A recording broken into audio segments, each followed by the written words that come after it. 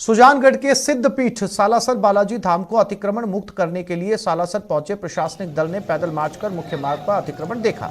उपखंड अधिकारी मूलचंद लूनिया के नेतृत्व में तहसीलदार गोविंदराम बगड़िया, एएसपी जगदीश बोहरा समेत कई अधिकारियों ने सालासर के मुख्य मार्ग पर घूमकर अतिक्रमण को देखा, लेकिन प्रशासनिक अधिकारियों को स्थायी अतिक्रमण हटाए बिना ही थाने लौटना पड़ा। प्रशासन के अतिक्रमण हटाने की सूचना पर थाने के बाहर सैकड़ों लोग इकट्ठा हो गए, जो अधिकारियों से पक्के स्थायी निर्माण हटाने की मांग करते नजर आए।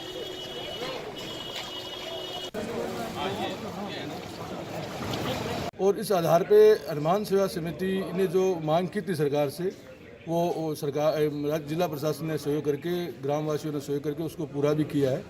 लेकिन मेरी एक शिकायत ये है कि हनुमान सेवा समिति प्रशासन को पूर्णतः हनुमान सेवा समिति को विश्वास में नहीं लिया गया और हनुमान सेवा समिति के एरिया को बिना किसी डिमार्केशन से, बिना हमसे सलाह लिए उसको चिन्हित किया गया। इस बात का हमको विरोध है। इसी को मद्देनजर रखते हुए आज प्रशासन की तरफ से ये अतिक्रमण हटाने का अभियान चलाया गया है। मैंने खुद ने जाकर के और अभी कस्बे का मैंने मुलाहिजा किया था, मैं घूम करके सारी चीज़ें देखी। मैंने सबसे अच्छी चीज़ जो देखी वो यहाँ के जो लोग हैं खुद जो आप लोग बता रहे हैं अस्थायी अतिक्रमण था वो तो हटाया ही है। और मैंने ये भी महसूस किया है कि कुछ लोग जो पक्का अतिक्रमण है वो भी संभल और इस तरीके से तोड़ रहे हैं खुद। तो हम लोग ये महसूस कर रहे हैं कि अगर अपनी इच्छा से वो हटाते हैं तो बहुत अच्छी चीज़ है।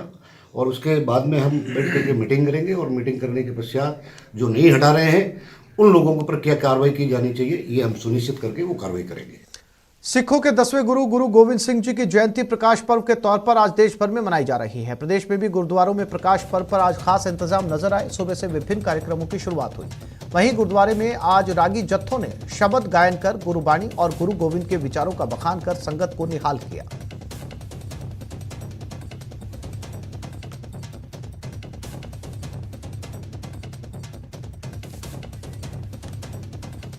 सिखों के 10वें गुरु गोविंद सिंह जी की जयंती प्रकाश पर्व के तौर पर आज देश भर में मनाई जा रही है। जयपुर में भी गुरुद्वारों में प्रकाश पर्व पर खास इंतजाम नजर आए।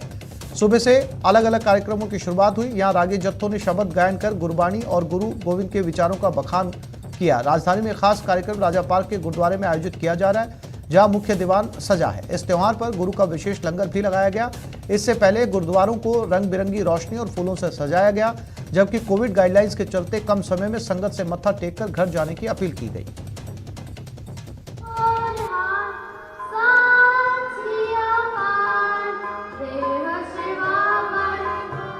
दशमेश पिता साहिब कमाल सरबंस दानी साहिब श्री गुरु गोविंद सिंह जी महाराज का पावन प्रकाश पर्व बड़ी श्रद्धा सत्कार के साथ में पूरे विश्व में मनाया जा रहा है। दशमेश पिता साहिब श्री गुरु गोविंद सिंह जी महाराज का प्रकाश इस संसार में 1666 में पटना बिहार में हुआ। उस समय उनके पिता साहिब श्री गुरु तेग बहादुर जी महाराज उत्तर पूर्व आसाम बंगाल की यात्रा पर थे। 5 वर्ष के पश्चात उन्होंने बालक का मुख देखा। 9 वर्ष की अल्प आयु में साहिब श्री गुरु तेग बहादुर जी महाराज की धर्म की रक्षा के खातिर धार्मिक स्वतंत्रता हेतु शहादत दी गई। अपने जीवन काल में दशमेश पिता साहिब श्री गुरु गोविंद सिंह जी महाराज ने हमेशा अन्याय अत्याचार के खिलाफ आवाज़ उठाई। युद्ध जो हमेशा होते हैं जर जोरू जमीन के लिए, परंतु साहिब श्री गुरु गोविंद सिंह जी महाराज ने हमेशा धार्मिक स्वतंत्रता, मजलूमों की रक्षा के खातिर अन्याय अत्याचार के खिलाफ आवाज़ उठाई और युद्ध लड़े। जितने भी युद्ध उनके द्वारा लड़े गए उनमें संपूर्ण विजय हुई अकाल पुरख वाहिगुरु जी की कृपा से।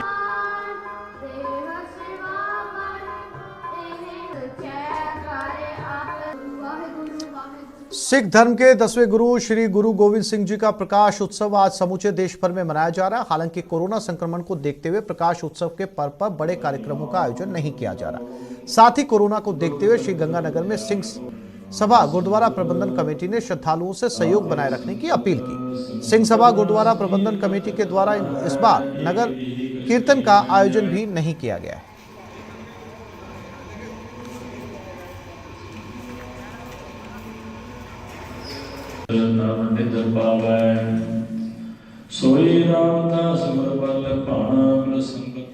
सिखों के 10वें गुरु गुरु गोविंद सिंह की आज जयंती है। इस अवसर पर गुरुद्वारों में अनेक आयोजन किए जा रहे हैं। दौसा के गुरुद्वारे को भी भव्य तरीके से सजाया गया और सुबह से ही अनेक कार्यक्रम आयोजित किए जा रहे हैं। गुरुद्वारे में आज शब्द कीर्तन का आयोजन किया गया। इस दौरान लंगर का भी कार्यक्रम रखा गया। सिख और पंजाबी समाज की महिलाओं ने सेवा भाव से लंगर तैयार किया।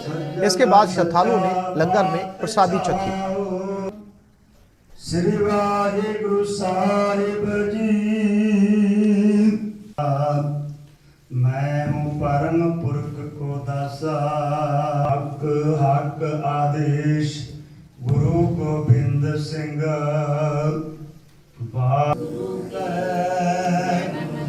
दौसा गुरुद्वारे के अंदर आज शबद कीर्तन का और लंगर का आयोजन किया गया है और यहाँ पे जितनी भी लेडीज़ हैं वो लंगर बना रही हैं।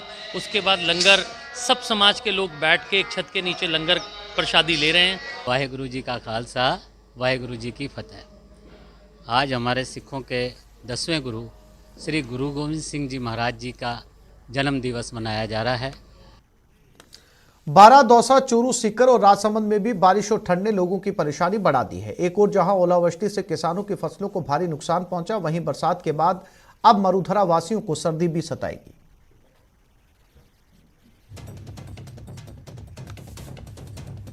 और ये तस्वीरें मावठ, बारिश, कोहरा और बढ़ती हुई सर्दी आम लोगों की नियमित दिनचर्या इससे खासी प्रभावित हो रही है। न केवल किसान बल्कि आम लोग भी। और मौसम विभाग के मुताबिक आने वाले में ठिठुरन और बढ़ेगी।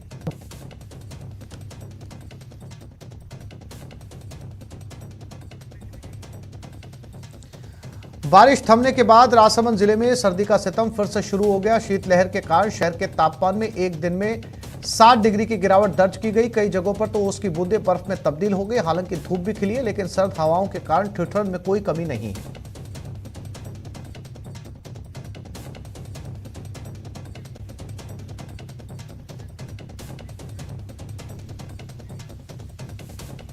दौसा में पिछले 5 दिनों में मौसम पूरी तरीके से बदला हुआ है। रात दौसा जिले में मूसलाधार बरसात हुई, जिसके चलते खेत लबालब हो गए, सड़कें दरिया बन गई और निचले इलाके जलमग्न हो गए। साथ ही बांधों में भी पानी आ गया। दौसा के सैंथल में 90 mm बारिश दर्ज की गई। वहीं दौसा जिला मुख्यालय पर 58 mm बारिश हुई। इस बरसात से चना, गेहूं, सरसों और तारामीरा की फसल में भरपूर फायदे की गुंजाइश बताई जा रही है। हाँ जी साहब, यहाँ बरसात 2-3 दिन से बहुत अच्छी हो रही है और कल के रात को या 8 तारीख को बहुत भारी बरसात हुई है। इसमें बहुत पानी आया है और हमारे लिए बहुत फ़ायदा हुआ हमारी फसल को और हमारे को। 3 दिन से अच्छी बारिश हो रही थी। रात को 8-10 बजे 8-9 बजे तक अच्छी बहुत तेज़ बारिश के साथ बंदे में 3-4 फुट पानी भी आ गया और हमारी पैदावार भी अधिकतर बढ़ेगी और हमारे जल स्तर है वो भी अच्छा।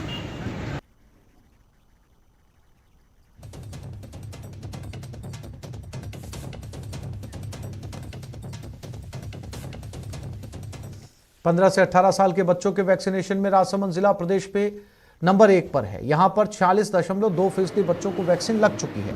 वहीं बूंदी दूसरे और झालावाड़ और चूरू जिला संयुक्त रूप से तीसरे स्थान पर है। राजसमंद में स्वास्थ्य विभाग स्कूलों के साथ ही उन बच्चों पर भी फोकस कर रहा है जो स्कूल नहीं जाते। ऐसे बच्चों को घर घर जाकर टीका लगाया जा रहा है। सरकार द्वारा 3 जनवरी से 15 से 18 साल के बच्चों को टीकाकरण के आदेश दिए थे, जिसके तहत हम प्रथम दिवस को ही हमने हमारे ज़िले के 407 स्कूलों में से 347 स्कूलों में टीम लगा के वैक्सीनेशन काम शुरू कराया था। कुल हमारे 83,000 करीब बच्चे हैं 15 से 18 साल के, उनमें से 33,901 को लाकर करीब 46% का अचीवमेंट कर लिया है और ये टीकाकरण काम जारी है। कोरोना वैक्सीन को 0% वेस्टेज का मॉडल राजस्थान को देने वाला राजसमंद जिला एक बार फिर वैक्सीनेशन के क्षेत्र में अव्वल साबित हुआ है। 15 से 18 साल को बच्चों को वैक्सीनेट करने में राजसमंद जिला प्रदेश भर में अव्वल रहा है। यह राजसमंद के लिए न सिर्फ बड़ी उपलब्धि है बल्कि अन्य प्रदेशों के लिए राजसमंद एक रोल मॉडल बन गया है। अलके सनाड, न्यूज़ 18 राजस्थान, राजसमंद।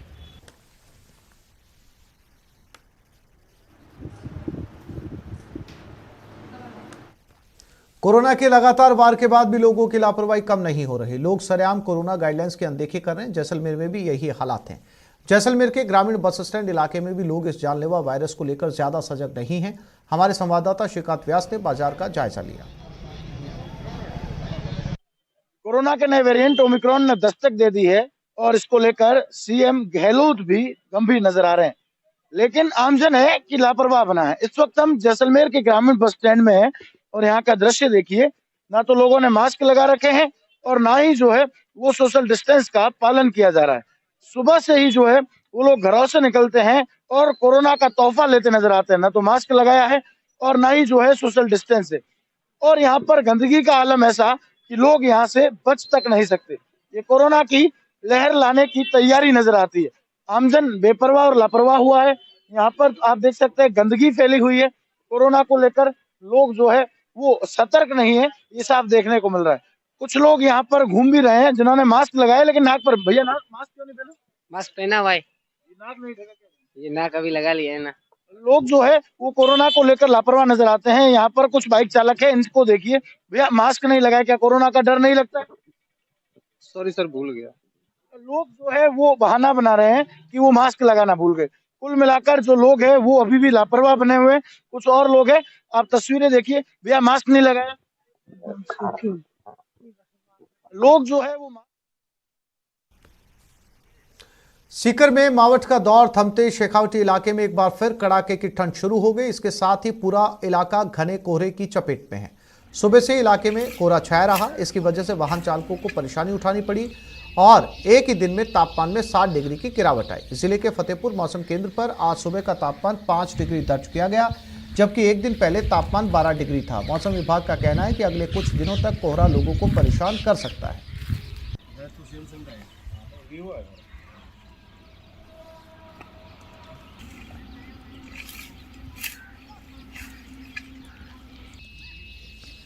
सुजानगढ़ क्षेत्र में कोहरे का असर देखने को मिला। सुबह से ही आसमान में कोहरा छाया रहा। कोहरे की वजह से वाहनों की रफ्तार पर भी ब्रेक लग गई। कोहरे की वजह से ठंड भी काफी बढ़ गई है।